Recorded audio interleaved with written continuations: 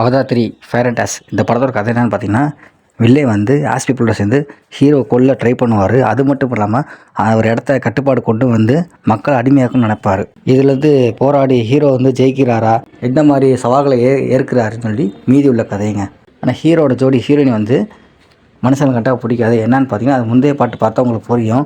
So அதில் வந்து இந்த உலகத்தில் வந்து ஸ்பைடர்னு மனுஷன் வந்து இந்த அவதார உலகத்தில் வாழ்வார்.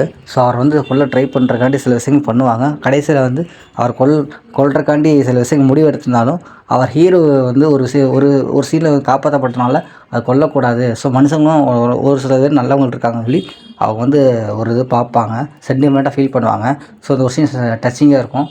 கடைசியில் வந்து கிளைமேக்ஸ் சூப்பராக இருக்கும். படம் ஃபஸ்ட் ஹாஃப்லேருந்து லாஸ்ட் வரைக்கும் சூப்பராக கொண்டு போயிருப்பாங்க. ஃபஸ்ட் ஹாஃப்லேருந்து ஸ்லோவாக கொண்டு போயிருந்தாலும் செகண்ட் ஹாஃபில் வந்து ஒரு அடுத்து என்ன சொல்கிற மாதிரி ஒரு சீன் விறுவிறுப்பாக கொண்டு போயிருப்பாங்க. ஸோ லாஸ்ட்டில் கிளைமேக்ஸில் அந்த டாட்டாஸ் வர்றது எல்லாமே, அந்த கிளைமேக்ஸில் எல்லாமே அந்த கப்பல் எல்லாமே அடித்து நொறுக்கி எல்லாமே இது பண்ணுறது விஷுவலாக அவ்வளோ சூப்பராக இருக்கும். ஸோ நான் போய் தேட்டரில் பாருங்கள்.